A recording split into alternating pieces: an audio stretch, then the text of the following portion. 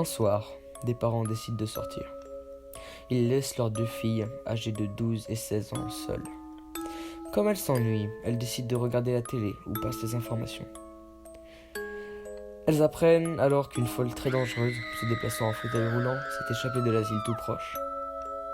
La présentatrice prévient qu'elle est extrêmement dangereuse et qu'il faut absolument que les habitants prennent de nombreuses précautions. Elles décident immédiatement de fermer toutes les issues, fenêtres, portes.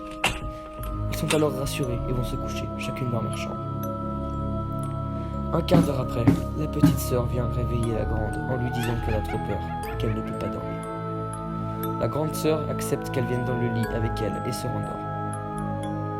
Encore un quart d'heure plus tard, la petite sœur réveille la grande et lui dit « Je vais sous le lit, comme ça si la folle arrive, elle ne pourra pas m'attraper. » La grande sœur n'y prête pas attention et se rendort.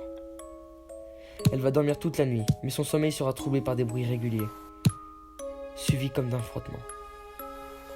Le lendemain matin, quand elle se réveille, elle descend directement pour voir ses parents.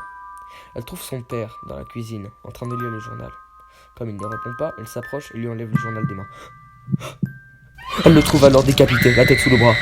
Elle court dans la salle de bain et trouve sa mère dans la baignoire, remplie de son propre sang.